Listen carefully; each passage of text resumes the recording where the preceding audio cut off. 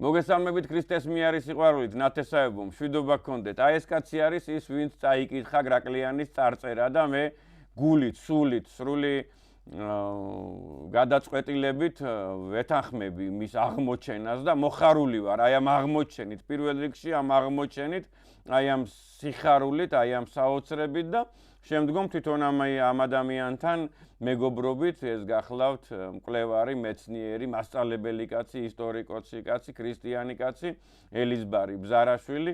მოიძიეთ იგი, ძალიან გთხოვთ, მისი სახელი, მისი გვერდის სახელი Facebook-ში არის საჩვინო გრაკლიანი, მე ვიცი ამ ადამიანს იცნობთ თქვენ და გაგეხარდებათ მისი დანახვა აი ამ გადაცემაში და ჩემს გვერდით და ეხლა გულანთებულები მოვედით თქვენთან, გულანთებულები და ჩემი დიდი ოცნებაა, ჩემი დიდი ნატრაა, რომ გამოჩნდეს და გამოჩნდეს ქართულ სიძველეებში, ქართულ ესეთი არტეფაქტები, რომელიც გაამყარებს ჩვენს განსაკუთრებულობას სამყაროში, ჩვენს სიძველეს, ჩვენს კავშირს ფუძე ერთან, ჩვენს ცოდნას და ჩვენს მეცნიერობას 1000 წლეულების წინ და მე ბედნიერი ვიქნები, როდესაც ეს საზოგადოებაში იქნება ძალიან პოპულარული, ძალიან ცნობადი და ასე შემდეგ.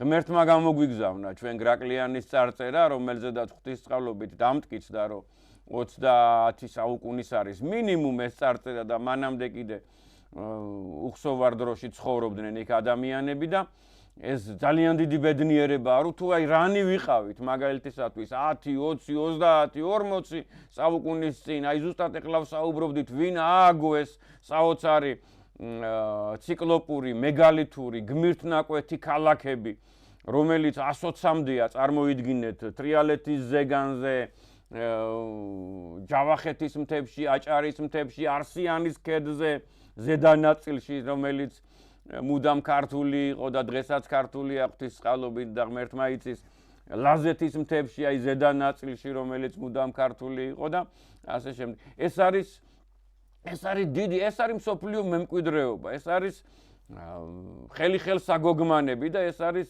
ძალიან მნიშვნელოვანი ეროვნული იდეოლოგიისათვის. და კიდე ერთი დიდი სიხარული არის ის, რომ ჩნდება და ჩნდება ასეთი აღმოჩენები არა მარტო წარწერის მხრივ, არამედ სხვადასხვა ნიშნებით, სხვადასხვა. აი დღეს ზუსტად აი ამ სიახლით გვეწვია ბატონი ელიზბარი ბზარაშვილი და მე მოხარული ვიქნები, რომ ერთად მასთან თანდასწრებით ვიქნები, როდესაც ის გაგაცნობთ აი ამ საოცარ აღმოჩენას. მშვიდობა გქონდეს, ღვთისმსწავლობა გქონდეს, ჩემო ძვირფასო მეგობარო, კარგო ქართველო, ეროვნულო კაცო, სამშობლოზე უზომოდ შეყვარებულო ადამიანო და მოსწავლეებზე და აუდიტორიაზე, საკლასო ოთახზე საოცრად შეყვარებულო ადამიანო, რამდენადაც მე ვიცი, ეს ძალიან დიდი ფასეულობაა. ასე ამუნდა თქვენთან ურთიერთობა, ბატონო გზა. გამარჯობათ, მადლობას გიხდით ჩემი მოწვევისათვის, ასევე ტელევიზიას უხდი მადლობას ჩემი მოწვევისათვის. მინდა დღევანდელ გადაცემაში ქართულ წონით სისტემაზე გესაუბროთ, რომელიც დროის კარგარო შემოვხაზოთ საიდან სადამდე, აი თქვათ, რომ საქართველოს მევენახეობის სამშობლოა, ვიცით, რომ მეცნიერების კვლევით დაახლოებით 8000 წლის წინანდელი ღვინის ნაშთებია, ხო? აი გამოვიდეთ მაგ ღვინიდან და თქვათ, რომ უკვე მაშინ როცა ის პირველი ღვინო იმ ქვევრში ესხარით, რაშიც ღვინის ნაშთები იპოვეს მეცნიერებმა, უკვე მაშინ ქართული წონით სისტემა არსებობდა. ანუ ძალიან შორეულია.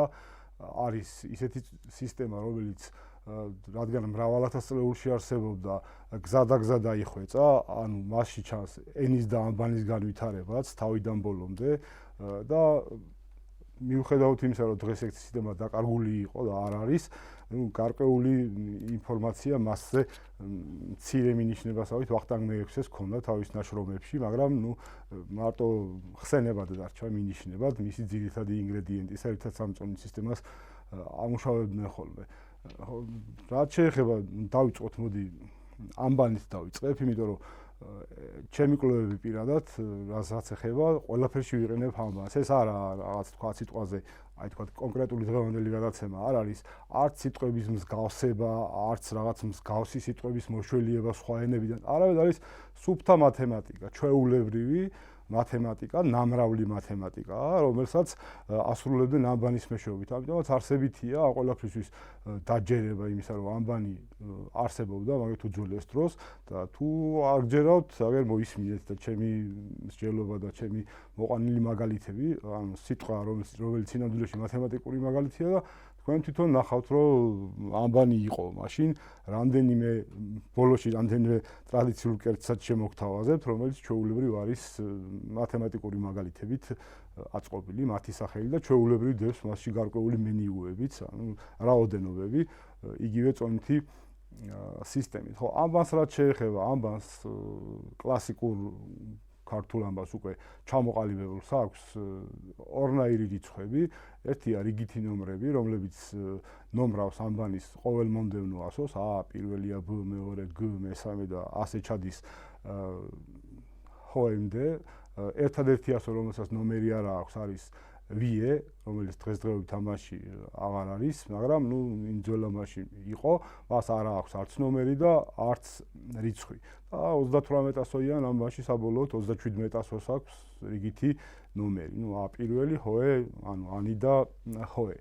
რაც შეეხება უკვე მათემატიკურ უნდა შეგაწყვეტინოთ დიდი ბოდიში 40 ასონიშნიანი ამბანის ხომ გინახავთ? ხო, ბატონ ნუგზარ, ამ შემთხვევაში მე რა საკითხებზეც ვმუშაობ, ძველია ძალიან და ჩემ პრაქტიკაში 40-ასოიანი ამბანი არ შემხოდრი არ და ის კი არა, ბოლო აღმოჩენაში დამჭირდა ჰაე და ხოე, მანამდე ვფიქრობდი, რომ ფარნავაზის დროინდელი ჩამატება იყო და ბოლოს ამბანში მოცულობითი სისტემის კავშირი ნახე და მივხვდი, რომ ჰაე და ხოე აუცილებლად ჭირდებოდა მაგ სისტემას, რადგანაც სხვა შემთხვევაში 1 მეტრ კუბს ვერ ჩაწერდნენ, იმიტომ რომ ხოე წერს სწორედ მაგ ჰაე წერს 0.9 მეტრ კუბს და ჰოე წერს 1 მეტრ კუბს, ანუ 10000 საღნიშნავს.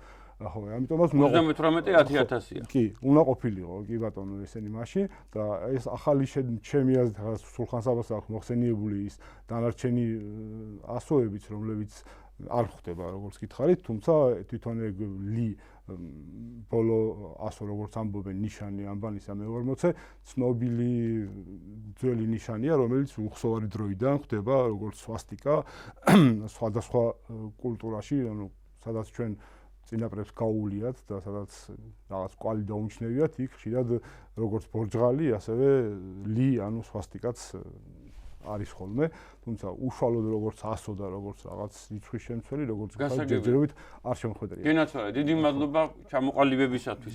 ბევრი დაყვალიანდა, ეხლა ყოველ შემთხვევაში თქვენი აზრი გაიგეს. ძალიან დიდი. მე არ უყურებ ამბანს ესე თითქოს ვიტყვი ამასაც თითქოს ამბანი ერთხელ შექმნეს და ზუსტად ისეთი შექმნეს როგორიც იყო და ზუსტად ისეთივე მოვიდა ჩვენამდე. მე ვფიქრობ, რომ ეს იყო ჩვეულებრივი სამუშაო პროცესი, როგორც ადამიანის შემთხვევაში ხდება ხოლმე. დავიდა შექმნეს რაღაც ამბანი, რომელსაც რიცხვნიშნულობები საერთოდ არ ქონდა. მე დასჭირდათ რიცხვნიშნულობები ცაზე მზის გადახრის კუთხის დასათვლელად და ამაზეც მაქვს კვლევები და 900-ოს როგორც ჩვეულებრივ 9 ციფრს მიაინჭეს მნიშვნელობა და ასე ითვლიდნენ ხოლმე მზის გადახრის კუთხეს და მე უკვე წონით სისტემისათვის, როგორც თქვით, აი პირველი მევენახეობის და მემარცვლეობის და ასევე მესაქონლეობის დროს უკვე დაჭირდა წონითი სისტემა და წონითმა სისტემამ მოითხოვა სიტყვების შექმნა, რომელსაც ახლა მე თქვენ გაგაცნობთ გზადაგზა, შესაბამისად 910 სიტყვებს პირველი 910 სიტყვებს ვერ შექმნიდნენ, რიცხვებს შექმნიდნენ, მაგრამ სიტყვებს ვერა. ამიტომაც წონითი სისტემისათვის ყველა ასოს მიანიჭეს რიგითი ნომერი და ახალთ რომ ამ წონით სისტემაში 2 ასო, 22 ასო U და 32 ასო Ჭ არის არსებითი. ანუ სწორედ მათი ნამრავლები იძლევა იმ რიცხვებს, რაც ამ წონით სისტემას ჭირდება. ამ შესაბამისად უკვე წონით სისტემაში ყველას ჰქონდა რიგითი ნომერი და მე როგორც ვთვლი, რომ მოცულობითი სისტემამ მოითხოვა მსხვილი რიცხვების ჩაწერა, თქვა მილიონი, 10 მილიონი, 100 მილიონი და 37 ასოს 37 ნომერით მაგ რიცხვების ჩაწერა შეუძლებელი იყო. ამიტომაც როცა დაჭირდათ, მე უკვე თანამედროვე სახე მიიღო ამბანმა და უკვე გახდა რიცხვნიშნულობებიანი, სადაც ბოლო ასო წერს 10000 და შესაბამისად მე 10000-ზე ნამრავლიც უკვე ადის 100 მილიონზე და მსხვილი ციფრების ჩაწერა, მსხვილი რიცხვების ჩაწერაც შეგიძლია. ამიტომ ესე უყურებ და არა ისე რომ თქვა პირდაპირ 5000 წელს. ზუსტად ეგეთი ამბანი იყო. ნუ ჩემი კვლევებით მაგითკენ მივიდოდა რომ აუცილებლად თანდათანობით ნაბიჯ განვითარდა ეს ყველაფერი. ხო, რაც შეეხება ამ წონით სისტემას, როგორც გითხარით, ეს წონით სისტემის ძირითადი საყრდენი ვახტანგ მეექვსეს აქვს მოხსენიებული, ეს არის კულტურა ფეტვი და ესეთი მონაცემი აქვს ვახტანგ მეექვსეს, რომ ერთი მარცვალი ფეტვი უდრის 4 მარცვალ ხაშხაშს, ანუ ყაყაჩოს თესლს წონაში. 4 მარცვალი ფეტვი უდრის 1 მარცვალ ქერს და 1 მარცვალი ქერი უდრის 4 მარცვალი ქერი უდრის 1 მარცვალ ბარდას. ანუ ესეთი შესაბამისობები აქვს მოტანილი და მე უკვე გადაყავს თანამედროვე ფულად სისტემაში, მის ხალში და უკვე რაც მაშინ ირანული ფულები იყო, თუმცა უფრო არქაულია. ახლა მე-18 საუკუნეში ხა ფეტვის მარცვლები და ხაშხაშოებით არ დაითუბროთ, რაღაც აღებული იყო, აი ეს ეგ ადამიანი ხო ქიმიკოსიც არის, ფიზიკოსიც არის, რა თქმა უნდა, მწერალიც არის, მათემატიკოსიც არის, გენიოსი, სრული გენიოსი ვახტანგ მეექვსე და ალბათ ალქიმია იყო, ქიმია იყო. ხო, წამლებშიც დაჭირდებოდა პატარა ადამიანია, იგი ფერთა შეხამებაში, ფერთა გამოყვანაში და ასე შემდეგ და იქ დაჭირდებოდა, კი? ხადია, იმიტომ რომ თვითონ ფეტვის მარცვალი აი ამ სისტემით, როგორც მე გავხსენდა დავიან გაიშე, ერთი ფეტვის მარცვალი არის გრამის დაახლოებით 128 დი, ანუ 130 ჯერ ნაკლებია გრამზე და წარმოიდგინეთ მაგაზე 4 ჯერ უფრო მსუბუქი ყაყაჩოს თესლი იქნება 500 ჯერ პატარა გრამზე და თავისთავად ხადია ეგეთ მცირე დეტალებს, როგორც ჭირდება მაგალითად სიტყვაზე ოქრომჭედლობას, ან თქვა სიტყვაზე ჭირდება წამლების დამზადებას, იქ აუცილებლად დაჭირდებოდა გენიალურია, საოცრება. ხო, ეგეთი წვრილი დეტალები. ხო, ან დაიკარგა მე ეს წონითი სისტემა, მაშინაც დაკარგული იყო ვახტანგ მეექვსის დროს ეს წონითი სისტემა. საბოლოო ჯამში ესეთი რაღაც მოხდა, ხო, ან მე რიცხვნიშნებებიც დაამატეს. ესე იგი, ამბანი გაიმართა. ელიტარ სასწორიც ექნებოდა თავისი შესაბამისი. ცხადია, კი ბატონო. სასწორი, რომელზეც აკეთ დადებდნენ მაგალითად ფეტვის მარცვალს და აკეთ 4 წელ ხაშხაშის მარცვალს. წარმოგიდგენიათ და ამაზეც ვიტყვით მე საწონ საშუალებაზე, როგორ ანუ სინამდვილეში ეს სისტემა არის ან წონით სისტემა არის საბოლოო განვითარებით 3 სისტემის ნაერთი, ანუ ერთი უძველესი შრე, რომელიც დაფუძნებული იყო ფეტვზე და მაწონზე და ანუ არა წყალზე, არამედ ფეტვზე და მაწონზე. რძე ამ შემთხვევაში რაც არის მაწვნის საბაზო დამამზადებელი ერთეული, წყალზე ოდნავ მძიმე არის, ანუ 1 ლიტრის მოცულობის წყალი არის წონაში 1000 გრამი და 1 ლიტრის მოცულობის რძე არის წონაში 1030 გრამი. ანუ ოდნავ ლიტრა რძე, ლიტრა წყალზე 30 გრამით მძიმეა. ნუ მაწონი ოდნავ მძიმეა, იმიტომ რომ ადუღებული რძის განდამზადებული არის და სწორედ მაწონზე და ფეტვზე, ანუ გაიანგარიშეს მაწონის და ფეტვის შეფარდება და საბოლოო ჯამში მაწონი მერე წყალზე გადასაყვანად გამოიყენეს და ამაზეც მივართ მე როგორ. საბოლოო ჯამში მოცულობის სისტემა რო აღმოაჩინეს, თანამედროვე გრამი აღმოაჩინეს, მე რაც თანამედროვე გრამია, რასაც ვეძახით, ანუ კუბური სანტიმეტრი წყალი ჩასხმული და საბოლოო ჯამში ეს შრეც ჩანს ამ წონით სისტემაში, რადგანაც აი ახლა რო ვილაპარაკეთ ბატონ ვახტანგ ლიჩელზე, ნახავთ რომ მან გრამებში აღმოაჩინა თანამედროვე სასწორზე აწონა და შესაბამისად გრამები უჩვენა იმ წონითმა სისტემამ, რაც კრაკლიანის ხორაზე აღმოაჩინეს და მერე უკვე ანუ ორივე რომ შეჯერდა საბოლოო ჯამში მოცულობის სისტემასაც დაუკავშირდა და ანუ განვითარების ხაზი ჩანს. ასევე მასში გამოყენებულია რამოდენიმე მუდმივა, ანუ პი, სავარაუდოდ თავიდან მუდმივა არ იყენებდნენ, რადგანაც უძველესი ხანა არის, ისედაც პი მსოფლიოში შედარებით ახალი ხილია და აქ 3 სხვადასხვა პი ჩანს, ანუ გარკვეულ პერიოდში დახვეწეს და მე კიდე დახვეწეს ეს პი და უფრო სრულყოფილი ჩასვეს და დღევანდელი წონით სისტემის სახელები უკვე ყველაზე სრულყოფილი პით არის შექმნილი, რაც ჩვენმა წინაპრებმა გამოიგონეს.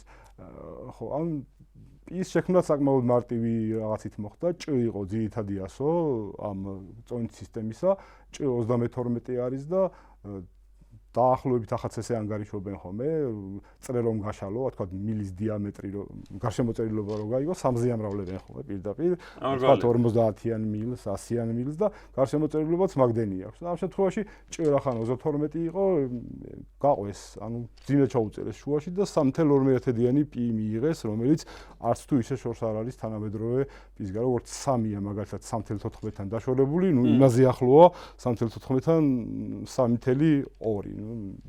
0.6 გააკლია, რომ გეთანხმები, გენიალური. კარგახანი ეს იყო, ხო, ახლა როგორ აღმოჩნდა? როცა გრაკლიანის გოლა გათხარეს და იქ ეს შემოთხსენებული წარწერა აღმოაჩინეს, ბატონ ვახტანგლიჩელის მიერ მიკვლეული იქნა მრავალი საწონი, ქვის საწონები, რომლებიც როცა გადაწონეს თანამედროვე სასწორებზე, აღმოჩნდა ყველა 363 გრამის ჯერადი. ანუ ეს იმას არნიშნავს, რომ ყველა 363 გრამი იყო, არამედ იმას ნიშნავს, რომ იყოფოდა 363-ზე. ანუ საერთო გამყოფი ქონდა 363, ზოგი თქვათ 1/9 363. ანუ ყველა 363 იყო, ზოგი X-ი, ზოგი Y-ი, ზოგი Z-ი 363 გამრავლებული. ორჯერ, სამჯერ რაოდენობაზე კი ბატონო და ამითი ნახეს რომ ეს იყო საწონები, ასევე აღმოჩინეს როგორც ძველ სოფლიოს ახასიათებს ტრადიციული ორი მინა, ანუ ამას ქართული მინა უწოდა ბატონმა ვახტანგმა, როგორც ორი შეწყვილებული მინა ახასიათებს ძველი მსოფლიოს ქვეყნებს, ბაბილონს, შუმერს და სხვა, ასევე აღმოჩინეს თეფში, ქვის თეფში, საწყაო, რომელიც ორმინიანი იყო, ანუ ორი მინა უნდა ჩატეულიყო მასში და საბოლოოდ დიდი ბოდიში, ანუ რას უდრის მინა, ქართული მინა 363 გრამს უდრის ამ შემთხვევაში. გენაცვალეთ, რა გამახსენდა, იცით? ეს ჩვენი პირველი დამაქცევარნი იყვნენ მოგეხსენებათ ასურელნი და მე აი ჯერ ტიგლათფილასერები და მისი ხროვა, მე არგიშთი და ასე შემდეგ და მაგეებმა აქაურ ქალაქი ზუა რო გადაწვა მგონი არგიშმა, მან ესეთი მგონი აი ოქრო წაიღო 40 მინა, ხო ეგრე იყო ასურელების მინები 36-37 მინა, სპილენძი წაიღო 500 მინა და იქიდან ეს ის მინაა? კი, წონით ერთ, ოღონდ იმათი მინა შედარებით უფრო დიდი ერთეული იყო, დაახლოებით 400, ზოგჯერ 500 გრამიც იყო ხოლმე და შუმერების თითქმის 500 იყო, 498 გრამი იყო. სხვადასხვა ქვეყანას თავისი წონა ჰქონდა. და ერქვა ყველგან ესეთი მინა. ხო, ანუ მინა საქართველოში არსებობენ მინაშვილები, მინაძეები, სოფელიარი მინაძე და ასე შემდეგ და ძალიან ძველი სიტყვაა ესე იგი, ხო? კი, გამოიყენებოდა როგორც უცხო სიტყვა საქართველოშიც, ჩემ კვლევებამდე ფაქტობრივად რა ერქვა მინას, ეგეც არავინ არ იცოდა, იმიტომ რომ საერთაშორისო სიტყვა იყო და ყველა იმპერია, ძველი მსოფლიოსი იყენებდა მაგ სახელწოდებას მინა. გავრცელდა შუმერებიდან ბაბილონში, მე ბაბილონიდან ხეთებში, ასურელებში, მე ბერძნებში და ეგვიპტელებში და საბოლოო ჯამში მთელი ძველი მსოფლიო იყენებდა სხვადასხვა წონებით, ოღონდ ამ ერთეულს მინა.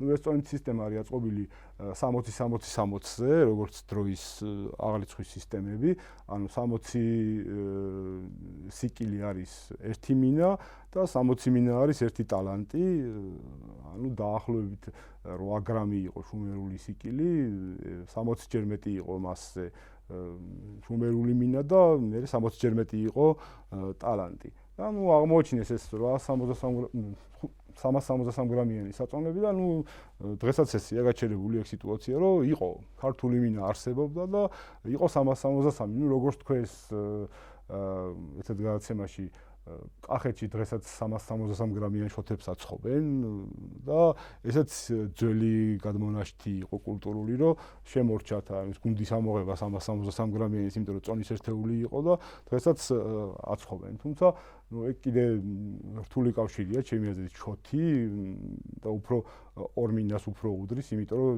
სამ სისტემაში ჩასმულია. თვითონ შოთი სიტყვა არის მათემატიკური რიცხვია, თვითონ შოთი და არის 979. ანუ ქართულად რომ დაწერო 979, უნდა დაწერო შოთ. ესე იწერება და დაახლოებით როგორც ვერ მოვასწარი მაგისი ცდა, მაგრამ დაახლოებით ესეთი რაღაცა 979 გრამ მოცულობაში რო ჩაყარო ფქვილი, რამდენი გრამი ჩაეტევა, დაახლოებით 540 გრამი ფქვილი ეტევა მოცულობაში, იმისგან რო გამოვაცხობ პურს, უნდა მიიღო 2 მინა პური, ანუ ხო იგივე 726 გრამი პური და ეგა შოთი, ანუ თქვათ 979 მოცულობაში ჩაყრილი ფქვილისგან გამოვაცხარი მიგნება. ხო, უბრალოდ მოსაცინჯი მაქვს ეგ რომ ნამდვილად ზუსტად ეგრე იყოს. დღესაც როგორც გითხარით აცხობ. ხო, ერთ სიტყვით რა გამოვიდა მე? ამის მე გრაკლიანის წაკითხვა რომ დავიწყე და წავიკითხე მარცხნიდან წარწერა. მარცხნიდან წარწერის ჰემატრიის და თუ რაც უცადე, ანუ რიცხვნიშნულობები, რიგითობები მიუმატე ერთმანეთს და ნუ ამით დავამტკიცე რომ ამბანს ეგ რიგითობები მაშინვე 3000 წლის წინ ქონდა.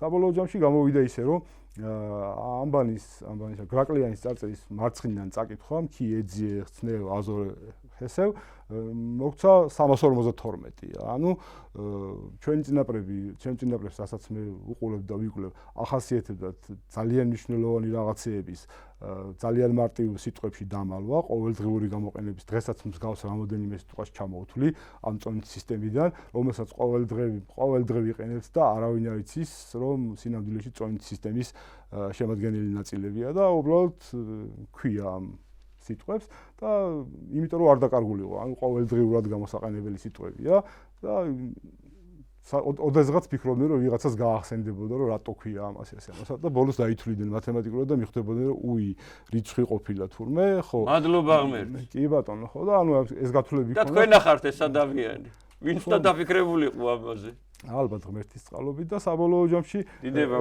ესე გამოვიდა რომ ეს 352 ჩავთვალე რომ რადგან ძალიან მნიშვნელოვანი წარწერა იყო თვლი რომ ჩვენი წინაპრები ყოველთვის და ყველგან არ წერდნენ და ხო ყველა მიცით ეგ რომ ძალიან იშვიათია წარწერები ანუ რაღაც მნიშვნელოვან ამბავზე უნდა დაეწერათ გრაკლიანის ამბავიც ძალიან მნიშვნელოვანი იყო ანუ მთვარის უცნაურ პოზიციას ეხებოდა და იმიტომ მოიგონეს ეგ წარწერა იმიტომ შექმნეს და რახან 352 ჰქონდა თლიანი სიტყვების ჯამის მათემატიკური ჯამი ხო ვიფიქრე რომ ეს არაა შემთხვევითი 352 არ უნდა იყოს შემთხვევითი და ვიფიქრე რა შეიძლება ყოფილიყო 352 საბოლოო ჯამში რადგანაც ეს 363 გრამიანი მინა იყო და 352 363-თან ახლოს იყო მოვსინჯე დაახლოებით კოეფიციენტი აქვს 1.0325 ანუ ეგეთი კოეფიციენტი 352 რო გადაიყვანო 363-ში და საბოლოოდ მაშინ არ ქონდა ჯერ ეგეთი განცდა რომ უძველეს ხანაში რიცხვის ამბას არ ექნებოდა მაგრამ ცადე წაკითხვა ამბანური მათემატიკით იკითხება როგორც ტიგ და აზრი არ მომცა მაგრამ სამაგიეროდ რომ წაიკითხო პოზიციურად ანუ რიგითი ნომრებით რომ წაიკითხო არის გებ და რადგანაც ეს წარწერა შესრულებული იყო ტაძარში რომლის გარშემოც ქოთნებით იყო შეწირული დიდი რაოდენობით მარცვლეული ძირითადად ფეტვი და ასევე იყო შეწირული თვითონ ეს ვთქვათ ეს საწყაოც ორმინიანი საწყაოც ვიფიქრე რომ ეს გება ქართულში არის მსხვერპლს შეწირვა იგივე და არის ასევე სიტყვებში მოგება წაგება ანგარიშგება და ვიფიქრე რომ გება ჭკვიანური არის ანუ რაღაც აზრიანია ტაძრისთვის შეწირული მარცვლეული მაგალითად 352 ერთეული არის გება ანუ მსხვერპლსეწირვა შეწირე ტაძარს ეს ხო ფეტვი და არის გება და ამის შემდეგ დავიწყე ამ 352-ზე ფიქრი რა შეიძლება ყოფილიყო და რაზე შეიძლება ყოფილიყო დაფუძნებული და საბოლოო ჯამში აღმოვაჩინე რომ თუ აიღებ ერთი ერთეულის რომელიც გრამზე როგორც გითხარით 1.0325-ით მეტია ანუ უფრო ცოტა ერთეულია მაგრამ გრამს რომ გამომრავთ მაგაზე გრამს იღებ აღმოვაჩინე რომ შესაძლებელი არის ისეთი რიცხვები, უცნაური რიცხვები მიიღო, თუ 120 მარცვალ ფეტოზე იანგარიშებ, რომ ეს რიცხვები მეორდებოდეს, როგორც მცირე, ისევე დიდ რიცხვებში, რა თქვა სიტყვაზე 352 არის მაგალითად 363 გრამი ფეტვი და ასევე თვითონ 352 ხდება როგორც 352 მარცვალი ფეტვი იგივე სისტემაში. ასევე თქვა სიტყვაზე რომ გაამრავლებდი 60-ზე ამ 352-ს იღებ 21120, ანუ ტალანტს და 21120 ხდება ასევე როგორც 21120 ფეტვი. მარცვალი. ანუ ორნაირად მეორდება შიგნით ეს რიცხვები, როგორც მთლიანი მსხვილი ერთეული, მინა მაგალითად შეწყვილებული მინა, თქვა ტალანტი, ასევე ხდება როგორც რიგითი ფეტვების რაოდენობა ცალობაში. და საბოლოო ჯამში აღმოვაჩინე, რომ შეწყვილებული მინაც აზრს იძლევა, რადგან შეწყვილებული მინა როგორც ღდ ესეთ სიტყვას იძლევა, ანუ 704 352 ორჯერ და ღდ არის თქვათ მივამსგავსე ყიდვა-გაყიდვას, რომელიც მე ტრანსფორმი და გადაკეთდა როგორც ყიდვა-გაყიდვა. საბოლოო ჯამში ვერსიის დონეზე მქონდა, რომ ეს ტონით სისტემა აი ეს 352-ში არსებობდა და არა 363-ში, იმიტომ რომ 363 გრამია და ოფიციალურად გრამების სისტემა რევოლუციურ საფრანგეთში შემოიტანეს 19 საუკუნეში და შესაბამისად არ არსებობდა გრამები და ვიფიქრე რომ ვერ ექნებოდა გრამები, პირდაპირ გრამები და ამიტომაც რაღაც სხვა საზომით მათ შორის თქვა ცოტა ოდნავ ნაკლებით გრამზე ეგრე ითვლიდნენ, რომ დასაწერა თორე სინამდვილეში გრამზე ოდნავ მეტია, ან 352-ია და 1.325-ზე მრავლდება და მიიღო შესაბამისი გრამი. საბოლოო ჯამში აღმოვაჩინე რომ სიტყვები, რომლებსაც ჩვენ ვიყენებთ ჭურჭლის აღსანიშნავად, ნებისმიერი ჭურჭლის აღსანიშნავად, კალათა მაგალითად და ეგეთი რაღაც მოცულობის შემცველი, რომელსაც რაღაცის ჭურჭლად, რაღაცის ჩასაყრელად ვიყენებთ, ყველა იყოფა იმ პიზე, რომელსაც ჩვენი წინაპრები იყენებდნენ ხოლმე 3.14, 157 და ჩავთვალე რომ რახან ამ პიზე იყოფა, რაღაცაშია საქმე, ესე იგია, ანუ მართლა სინამდვილისკენ მივდივართ, აბა რატო უნდა იყოფოდეს ყველა ამ სიტყვის ნამრავლი, მათემატიკური ნამრავლი მე ამ პიზე. და აღმოჩნდა რომ თურმე ასევე ამ ჩემს მიერ დასახელებული რიცხვები 352, 704 ესენიც ყველა იყოფა ამ პიზე. ანუ გამოდის რომ შემთხვევით ვერაფრით ვერ იქნებოდა, ხო, ანუ ისეთი რიცხვი შეარჩიეს, რომ და თქვენ წარმოიდგინეთ, რომ მე როცა აღმოვაჩინე კიდევ უფრო ძველი პი 32 ან 3.2, ეს რიცხვები, ეს სიტყვები, რასაც ჩვენ მოცულობაში ვიყენებთ დღესდღეობით და რაღაც ჭურჭლებში, ხო, 3.2-ზეც იყოფა. ანუ უმრავლეს შემთხვევაში ეგეთი სიტყვების ნამრავლი იყოფა 3.2-ზეც და იყოფა 3.14, 28, 57-4-ზეც. ანუ ორივე პიზე იყოფა, რაც ჩანს რომ განვითარების შედეგია. ამაზე რო ყოფდნენ თავის დროზე 3.2-ზე და მე რო ახალი პი აღმოაჩინეს, ისეთნაირად აწყვეს სიტყვები, რომ ამაზეც გაყოფილიყო და იმაზეც გაყოფილიყო. რადგანაც ხანგრძლივი დროის მანძილზე იყენებდნენ. ხო, საბოლოო ჯამში გამოვიდა ისე, რომ ამან საბოლოოდ დაამტკიცა ეს სისტემა არსებობდა, თუმცა მეგონა რომ იყო რიცხვის მნიშვნელობებში და არა რიგითობებში და საბოლოოდ აღმოაჩინეს კიდევ ერთი სიტყვა, რომელშიც ასევე ჩანს ქართული ენის განვითარება შორ მანძილზე. ეს არის ქირის ან გარკვეული ანაზღაურების აღსანიშნავი სიტყვა მიზდი, რომელშიც მიწის ართია და ი ბოლოს ართია და ზ მასში არსებითი. და ზ მე7-ია და დ 4-ია და ერე რო დაუწერე ერთმანეთს 74 არის. ანუ სინამდვილეში ნოლიანი აკლია რომ 704 იყოს და არქაული ფორმა, ყველაზე ძველი ფორმა არის ეს 704-ისა და მაშინ მივხვდი რომ ეს არა რიცხვის მნიშვნელობების დროინდელი სისტემა, არამედ ბევრად ძველია, სანამ ამას რიცხვის მნიშვნელობები ექნებოდა და წერდნენ 920, ანუ ზ-ს დაწერდნენ 7, გვერდზე მიუწერდნენ 4 და გულისხმობდნენ 704-ს. ანუ მე განვითარდა ამბანი და ნაწილობრივ ჩაამატეს რიცხვის მნიშვნელობები და ანუ ამას დ-დან არის თქვათ იგივე გაზიდვა, მოზიდვა, ზრდა, ოღონდ მაშინ ზ-და იყო. მე ჩაამატეს ზ და ესეთი მათემატიკა გამოვიდა. z7, r 100 და d4, ანუ z100-ზე ნამრავლი, 700-ზე ნამრავლი, 700, 4-ს მიუწერდა ზრდა არის ზრდ იგივე ორმაგი მინაა, ანუ 704 არის. და საბოლოო ჯამში მივედი, რა თქმა უნდა, იმ ორ ძირითად ასომდე, ну 3-მდე, რომელიც წარმოქმნის მინას და შეწყვილებულ მინას, ანუ 704 და 352. ესენი არიან ორი ძირითადი ასო ჭ და უ, ან უ და ჭ, როგორც გითხარით, რომელიც ერთი 22-ია და ერთი 32-ია და ერთმანეთთან ნამრავლზე ქმნის 704-ს.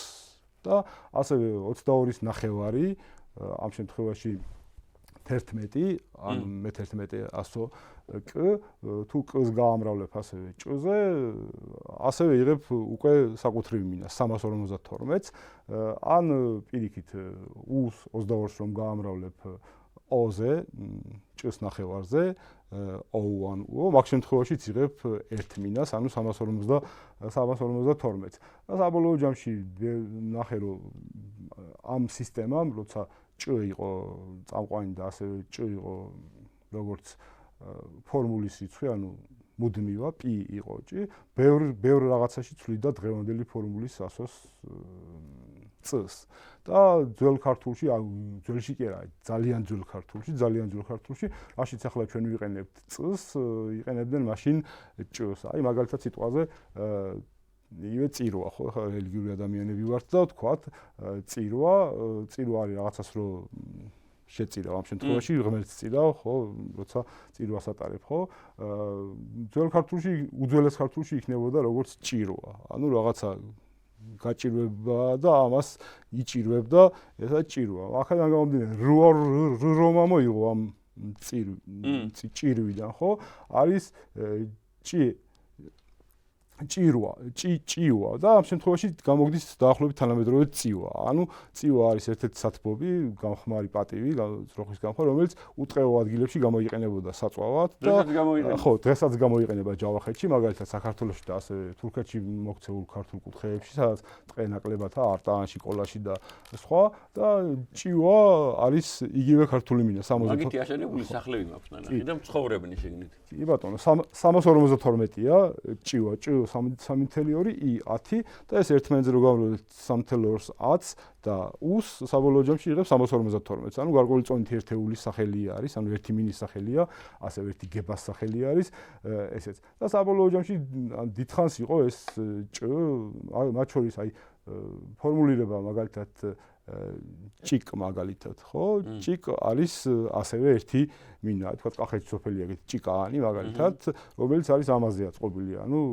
ერთი მინის სახელწოდებაზე, ჭიკზე, ანუ ჭს გაამრავლებ, ანუ მუდმივას იზე გაამრავლებ კუზე და იღებს 352 ერთ მინას. ასევე თქვა იგივე ჩიტების ხმაური ჭიკ-ჭიკი მაგალითად, რომელსაც ყოველდღე ვიყენებთ ხოლმე და გაუაზრებლად ვიყენებთ, ასევე მინების გამეორება ორი ქართული მინა 352 ან მაგალითად კაჭ მაგალითად, ხო? მაგალითად შესაძლებელია ეს კაჭი გაჩნდა ან პირიქით ქვას დაერქვა კაჭარი დინარისპირა ქვები ამ წონით ერთეულისაგან 352-ია კაჭ ნამრავლში, ანუ ისე მინა არის ქართული მინა, ანუ გება და როცა ქვით წონინე ხოლმე როგორც გაკლიანში აღმოჩნდა საბოლოო ჯამში მიიღო ამ კაჭისგან მიიღო დინარისპირა ქვებმა კაჭარის სახელი, იმიტომ რომ იყო 352 ამწონი, ანუ ერთი მინის შემცველი იყო და თქვა კაჭკაჭსაც ქვია კაჭკაჭი, ანუ ესე გაუცნობიერად ვეძახით ორი მინის სახელს კაჭ და კაჭ, ხო, ანუ ორი ქართული მინის სახელს. ახლა მენიშნა, შემოგევლოთ ჩემი თავი დიდი ხანია ვფიქრობ რას უნდა ნიშნავდეს, კაჭკარი არის უმაღლესი წერტილი ლაზეთის მთებში. კი, ანუ მაგ შემთხვევაში შეიძლება თქვა, რომ წონის სისტემისთან დაკავშირებული და როგორ აღარ ციფრავენ და მე მინდა ნებისმიერი თქვენთაგანი დავარწმუნო, ჩემო მეგობრებო, ნათესავებო, რომ უამრავ ტოპონიმს პოულობ ჩვენ საქართველოში, რომელიც უეჭველი არის 2, 3, 4 და 5,000 ლეულის. ხომ ეთანხმებთ? ასევე ამ უამრავ, ნუ გაგიკვირდებათ. ასევე აქედან არის ნაწარმოები იგივე ყველის დასამზადებელი, იმიტომ რომ ამ შემთხვევაში ახლა იყენებენ როგორც თანამედროვე ქართულის წველას, წველა ნიშნავს იმ რაოდენობა რაოდენობა ყველს, რომელიც ერთი მოწველისაგან დამზადდება. სინამდვილეში როცა ჭვე იყო წესმაგივრად, ჭვეს რო იტყვი, ჭვე ერთმანეთის ნამრავლში არის ისევ 352, ანუ ჭვე თანამედროვე გაგებით არის ერთი გება, ერთი მინა და ანუ ამ შემთხვევაში ინიშნავდა არა ერთი მოწველისაგან დამზადებულ ყველს, არამედ ნიშნავდა კონკრეტულად 363 გრამ ყველს. ანუ თანამედროვე ჭვე, ანუ ძველი მეგრულში ახლაც ჭველას ეძახიან, წესმაგივრად ჭს იყენებენ. ახლაც და არ არის თქვა გასაოცარი რომ მაწონის სახელი, რომელიც როგორც გითხარით, გადამწყვეტი იყო, რადგანაც ესეთი ნივთიერება 352 მოცულობის ჭურჭელში რომ ჩაასხავ მაწონს, ხო, 352 გრამი სითხე, ანუ წყალი რომელშიც ეტევა 352 გრამი, თუ ჩაასხავ მაწონს, მაწონია 363 გრამი.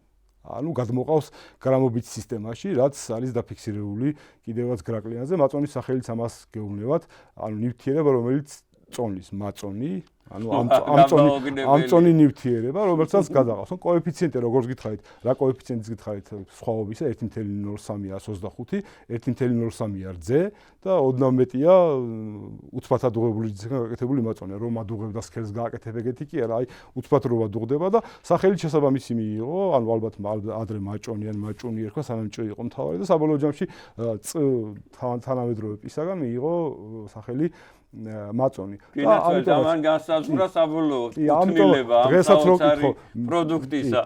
თუ ვისია მაწონი და რას ნიშნავს? ვინ აღარ იჩემებს, ხო? კი, მეც ბატონო ნუგზარ სომხები მედოვნენ ამას ამ თემაზე დაწერილი წერილზე, რომ სულხან-საბასაცო მაწონის სახელი არ უწერიაო, წველა უწერიაო და ეხლა წარმოვიდგინეთ, სულხან-საბა რას დაწერილი იყო, მაწონი იცის სულხან-საბა ან ახსოვს რომ რაღაცას წონიდა მაწონი და წველაც ხო გითხარით რა არის? ან ჭვე 352-ია და მაწონი ისეთ ნივთიერება 352-ში რო ჩაასხავს 363-ს ხდის და შესაბამისად იცოდა რომ მაწონი რაღაცას წონიდა და დაწერა რომ იგივე წველა მაწონი, ანუ ჭვე იგივე რა, ანუ ამას 352-ში ჩასავ გადაიყვანს და ახლა ისინი გიმტკიცებენ რომ წველა უწერიაო, მაშინ სულხან-საბას დროს მაწონის სახელიც კი არ აქვს ქონდა თუ ესე იგი ალბათ იმას სინონიმი დაწერა უბრალოდ. გენაცვალე და ძალიან ბევრგან აი ვინ სულხან-საბას სწავლობს და ვინ სულხან-საბა იცის ესეთი რამეები უწერია. დანარჩენი თქვენ თვითონ გამოიკვლიეთ, დანარჩენი თქვენ თვითონ მიხვდით, დანარჩენი თქვენ თვითონ იპოვნეთ. ხო არის ეგეთი მომენტები თუ დიდ სულხან-საბას რომ ჩვენ გვეუბნება რომ განვავრცოთ, წარმოგიდგენია? კი, ასე ვთქვათ, აი ჭკუა იგივე, უა დაბოლოება არის ვა თანამედროვე გაგებით და ჭკვა, ანუ ჭკ ისე არის 352. ანუ ამ შემთხვევაში გარკვეული გონიერი მიგნება რომ იყო ჩვენი ძინავრებისა ეს წონით სისტემა ყველაზე ძველი, რომელიც მე სხვებმაც გადაიღეს და თავთავისი გრამების ვარიანტები შექმნეს, დაარქვეს ჭკვიანური მოგონებასავით ჭკვა.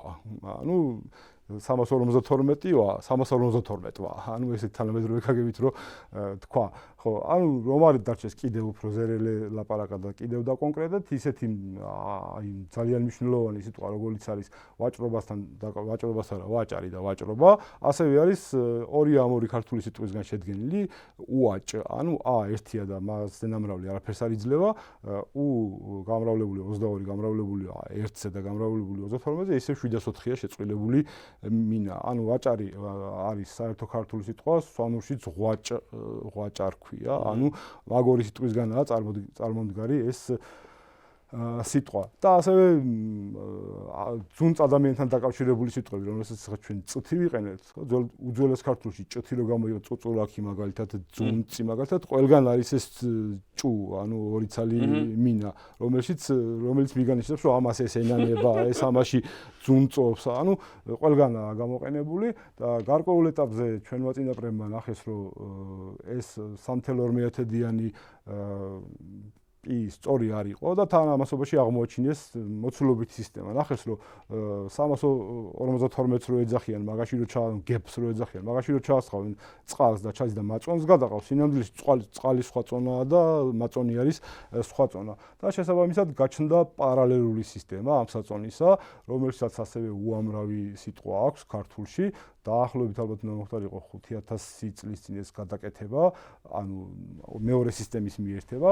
ეს არის ორი ძირითადი ასოთი ხ და უ, ანუ პირიქით, ან უ და ხ, რომელსაც ვთქვათ ვიყენებთ როგორც უხვი მაგალითად იგივე ხვამლი მასთან დაკავშირებულია, ხვამილი დაროცულია მაგალითად მეგრულში და ვთქვათ მსგავსი ბევრი სიტყვა. თან გასათვალისწინებელია ის ყურადღება მისაქცევია, რომ რატომღაც აი მათემატიკური პრინციპებიდან გამომდინარე მოხდა ისე, რომ ხ-ასოს, ანუ 33-ია, ჭ-ასოზე რომ გაყოფთ ბატონო ნუგზარ 32-ზე, ზუსტად იმ კოეფიციენტს იღებთ, რაც ქართულ მინას ჭირდება, რომ გრამში გადავიდეს. ანუ მაწონის კოეფიციენტი 1.03-125-ია, ზუსტად 33-ის გაყოფა 32-ზე და შესაბამისად ჭ-ს რო იყენებენ მაწონით და ფეტვით წონით სისტემაში, ხ-ს იყენებენ წყლით წონით სისტემაში, მოცულობაში, ზუსტი მოცულობა რო გაგება, ჩვეულებრივ ცვლის იგივე კოეფიციენტია და შესაბამისად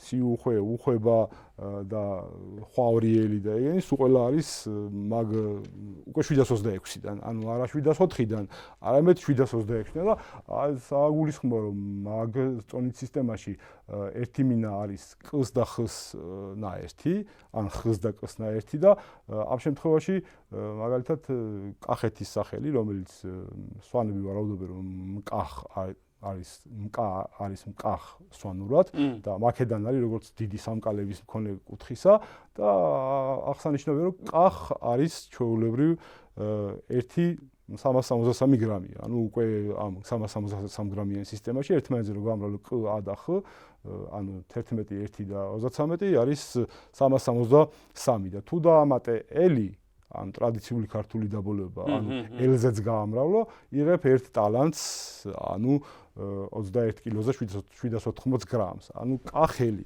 თავისი შინაარსით ერთი ტალანტი არის, თუ ერთმანეთზე გაამრავლე მისი რიცხვის კახ 1 მინა, E5-ია, L60-ია, L12-ია, ერთმანეთზე გაამრავლეთ მიიღებ 60 და გამოგივა ერთი ტალანტი 60 ქართული მინა, 60 გება. ასევე მაგალითად ტალანტივეა ძ-ი უნდა გადააქციო, ხ უნდა გადააქციო, ძ-ი, ანუ ძ-ზე 30-ზე უნდა გაამრავლო, რომ მიიღო 21780.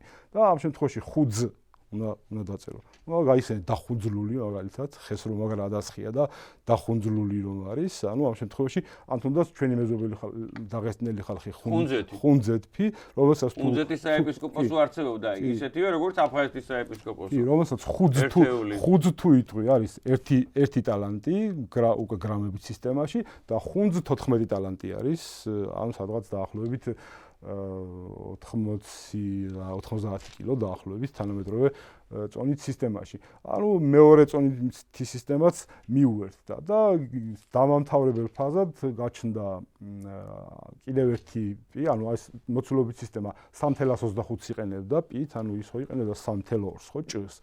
ეს იყენებდა 3.25-ს და მოცულობის სისტემა და რასაც ჩვენ ვიყავ 1000-ობით სიტყვა არის 3.25 პიზე შექმნილი, აი მაგათად იგივე ქერის სახელი, ქ დომინანტი, ქერის ქ იმიტომ ქვია, რომ 1 კუბურ მეტრ მოცულობაში 600 კილო ქერი ეტევა და ქ 600 არის, ანუ მაგიტო ქვია, რომ ქ 600. ასევე ფქვილი მაგალითად დაახლოებით 750 გრამი ეტევა ფქვილი 1 კუბურ მეტრ მოცულობაში და ფქუ არის 1500, ანუ ორმაგი 2 ტონა მოცულობაში და ფქვილიც ეტევა, ეგ არის ფქუ, ანუ 1500, ფ 600, ქ P500, K600, ანუ 1100 და U400 და 1500, ანუ 2000-ში რაც ეტევა და უამრავი ტევადობა, მოცულობა და რასაც ეგეთ სიტყვებს ვიყენებთ საერთოდ ქართულში, სვანურში და მეგრულში, ყველა არის მოცულობის სისტემისგან შექმნილი, ხშირად 1.100 ან რამოდენიმე 100-ს ნამრავლი, თუმცა ამ შემთხვევაში უკვე რიცხვებით, ანუ არა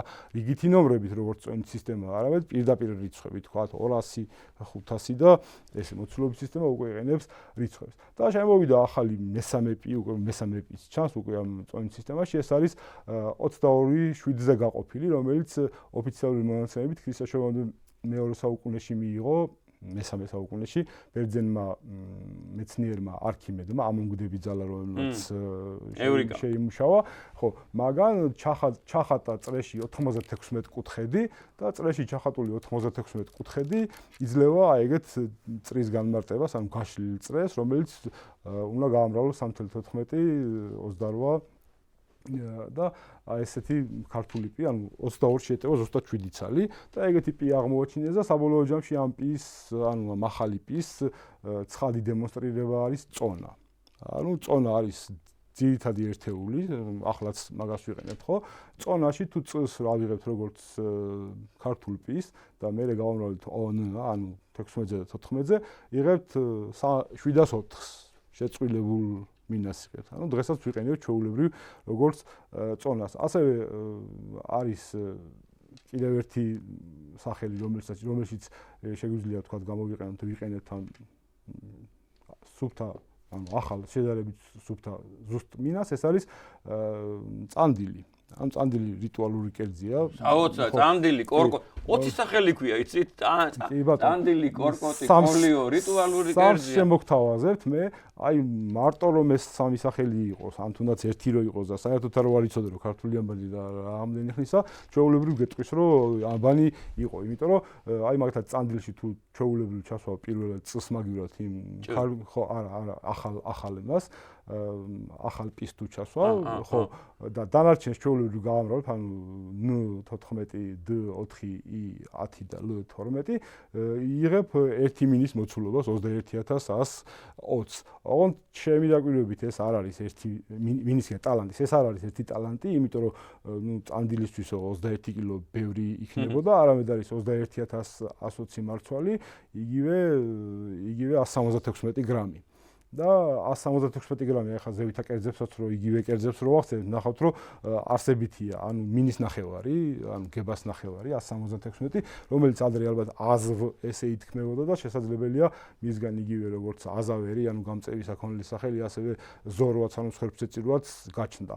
ხო, რაც შეეხება გებას სახელს უკვე გრამობით სისტემაში, ხო? ანუ 363, როგორც გითხარით, 363 უხერხულად იკითხება, ანუ ტიგ არის ესეთი, მაგრამ თუ 300 აიღებ და დაარქმე რიცხვის ან 100-ს სახელს, რაც მე 300 ქვია, ან ტს რაც ქვია, ტარ, უყურეთ ბატონო ნუგზა, ან 363 ესე ვთქვა, ტარ, ან ტს სახელი და იგ, ანუ იგ არის 63, ანუ 300 თქვი როგორც ტს სახელი ტარ და გამოდის ტარიგი, ანუ შინაარსში რაც არის გება, ანუ მსხვერპლსეწირვა და იგივე როგორც ვთქვათ სიტყვაზე იგივე ზორვაც 176 აზვ მაგალითად იგივე შინაარსისაა ტარიგი, ოღონდ ამ შემთხვევაში თუ გება არის 352 სისტემაში მსხვერპლსეწირვა, ტარიგი არის 373 გრამიან სისტემაში მსხვერპლსეწირვა. ანუ იგივე ლოგიკა შეინარჩუნეს, რაც მიდიოდა და ჩვეულებრივ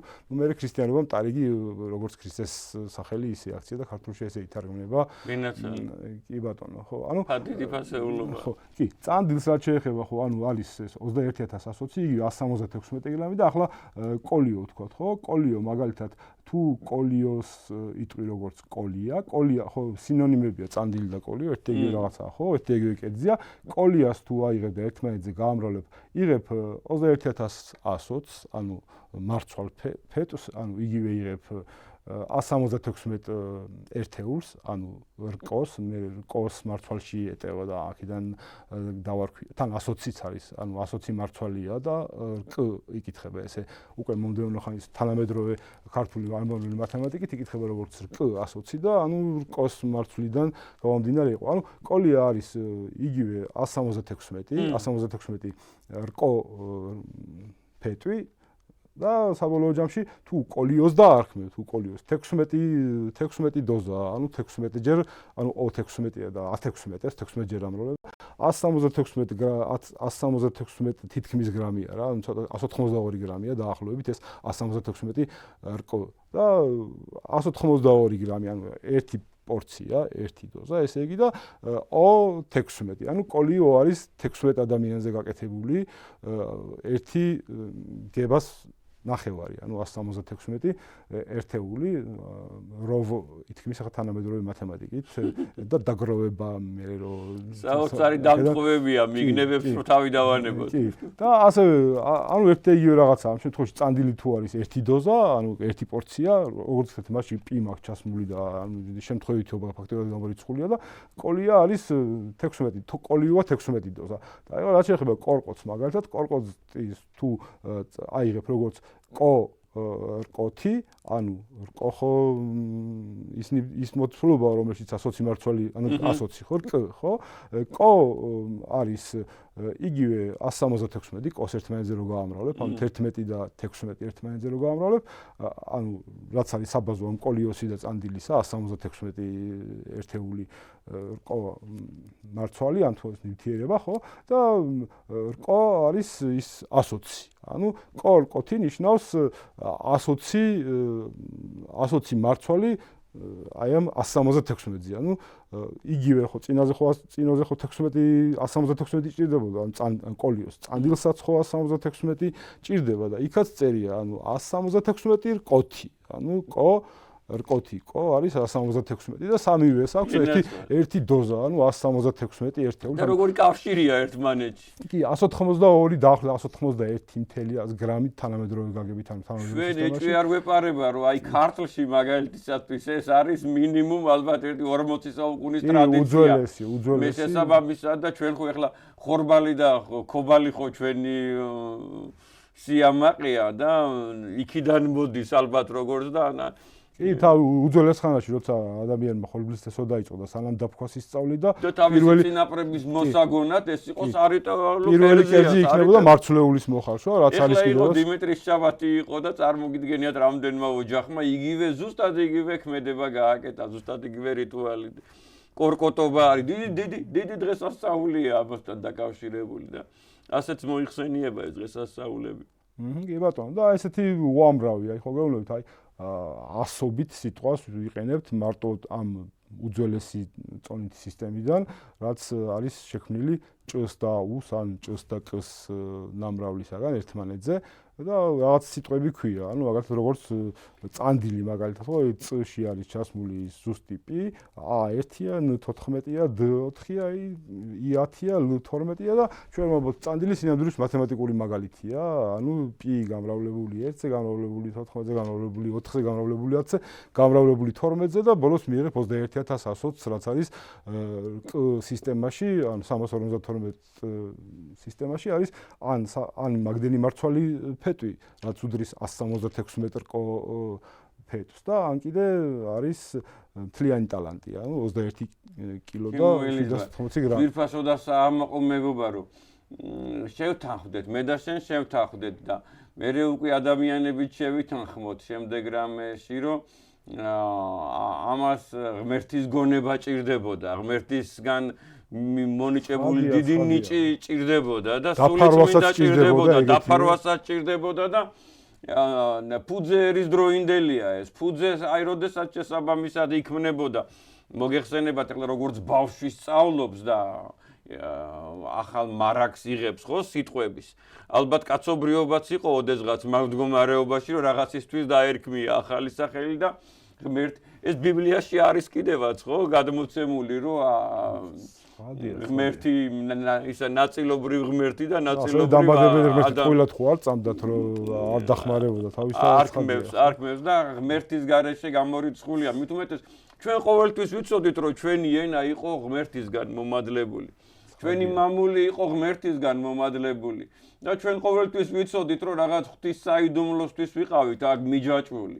და შესაბამისად ეს დიდი ფასეულობა იყო და დიდი ვალდებულება იყო რომ ამირანის ლეგენდაც ალბათ ამას მიჯაჭვულები ვართ ამ ქვეყანას და ჩვენ ერთადერთი და განუმეორებელი და უნიკალური ერი ვართ რომელიც იმავე ადგილას ცხოვრობს რომელ ადგილასაც დაიბადა ხო მეთანხმებით იმავე ენაზე საუბრობს რომელ ენაზე საუბრობდით ალბათ ბაბილონის გოდოლამდე მე წინა გადაცემაში მეგობარი იყო ჩემთან სტუმრად და მოვიყვანე ესე აი ქალდეველთა ისტორიის ერთ-ერთი დიდი შესაბამისად შეიძლება ითქვას მწერალი ბეროსი ამბობს რომ ქალდეველებიო არსებობდნენო წარღუნამდეცო და წარღუნის მერეც არსებობდნენ ეს ადამიანებიო უბრალოდო მერე გახდნენო შესაბამისად ცნობილებიო საუბარი არის აი 30 საუკუნის წინ უკვე ქვემო ქალდეველები ხო მე ადგან იყო ქალდია და ეს ცოდნა რაზედაც ახლა აი ამ საოცრებებს პოულოს ბატონი ელიზბარი არის ხელი-ხელს აგოგმანები ჩვენ ესეთ რაღაც მე არა აი დიდი ბოდიში ახლა გავკადნიერდები ელიზბარის მაგივრად ვიტყვი ვიცნობ რა პიროვნებას და უნდა თქვენც თქვენ რო არა წვლილი ხო როგორ გავაუცნობთ საზოგადოებას ამ ყველაფერს ჩემო მეგობრებო ისეთი სახალხო ადამიანია ისეთი მაღალი და დაბალი ადამიანია ისეთი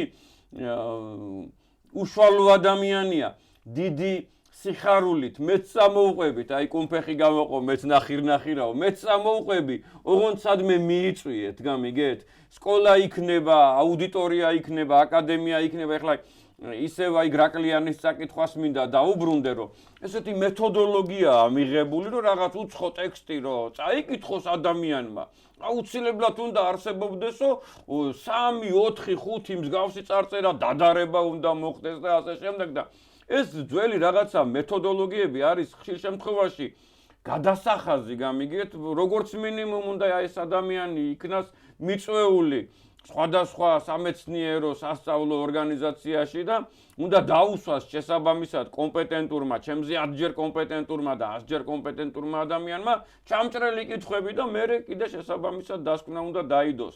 მის კვლევებზე ეს ხო ხედავთ, არა მარტო წონის ერთეულებსა და სიტყვებს, არამედ უმნიშვნელოვანეს აღმოჩენას სწავლობს. ეს არის გრაკლიანის წარწერა, ეს ღმერთმა გამოგვიგზავნა, ხალხო. წარმოიდგინეთ მთელი სამყარო ესე არის გატრუნული, რომ რას ნიშნავს. წერია რა მსოფლიოს ყველა ენციკლოპედიაში, რომ 27-28 საუკუნის არის ანბანური წარწერები, ლურსმნოზე არ არის საუბარი. ხო ესეა 27-28 ფინიკიური და ასე შემდეგ და უცებ აია ქართლის გულში, კავკასიის გულში, ქართველი ერის გულში ჩნდება ესეთი წარწერა, კარგად გამიგეთ და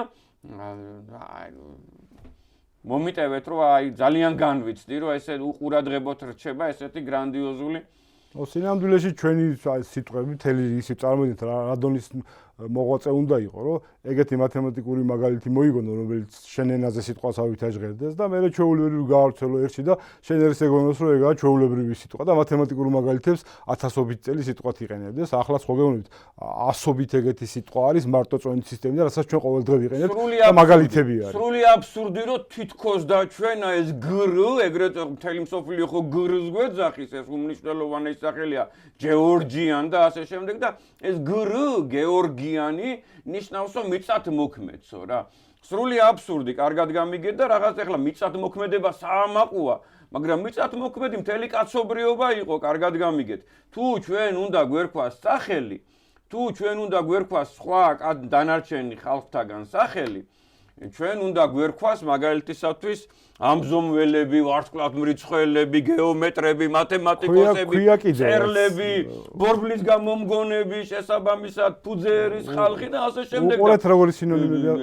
3 წუთი დაგვრჩა, აი რეზიუმე, ჩემო მეგობარო, რა ბუკვალურად 3 წუთი დაგვრჩა, შენ გეცხოვრო ჩემი თავი. გრილსაც გავაერთიანებ, რა ჩვენ ქვია ქართველები, ნაწარმოებია ქართულსგან და ქართუ არის ჩემი კვლევების არის რამდენიმე უმნიშვნელოვანესი რაღაცის ფორმულა, ასევე გეტყვით, რომ მათემატიკურად გრ და ქართუ არის იგივეობა, როგორ უყურეთ.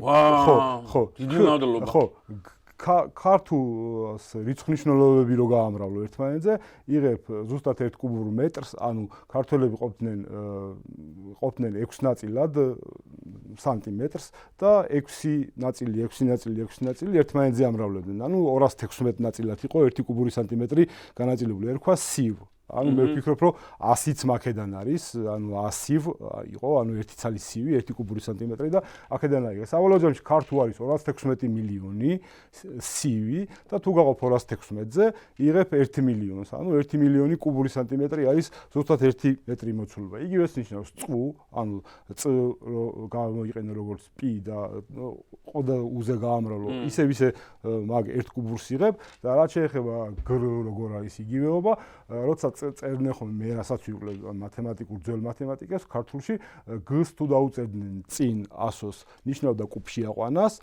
და თუ დაუწერდნენ მერე 100-ს რგ მაგალითად ნიშნავდა ან მიმატებას ან გამრავლებას. ამ შემთხვევაში გრ თუ კუბში აყვანა რუსი, რ არის 100, 100 თუ აიყვან კვადრატში არის 10000 და თუ კუბში აიყვან მილიონია და ქართუც არის როგორც გითხარით მილიონი, ანუ მილიონი კუბური მეტრი. იგივე უშქ არის, უშქარს ეძახის სულხან-საბა მილიონს, ესე ქვია ქართულად მილიონს უშქარი. არის მიმთითებელი, რომ არის ეს რაღაც არის და უშქს თუ ჩვეულებრივ გავავრავებ ერთმანეთზე, უშქ არის 216 მილიონი, ანუ 216-ზე რო გაყოფ ისე არის მილიონი, ანუ ნამდვილად მილიონია უშქ, ანუ სულხან-საბას არ დასიზმრებია, ქართუ, უშქ, წ და ასევე გრ, ანუ გ აყვანილი კუბში, სულ ყველა არის ერთი იგივე რაღაც 1 კუბური მეტრი წყლის აღნიშნული 1 მეტრი არის ხო უმნიშვნელოვანესი მიგნება დაახლოებით 5000 წლის წინანდელი ჩვენი წინაპრებისა და ქართულ ასევე კალენდრის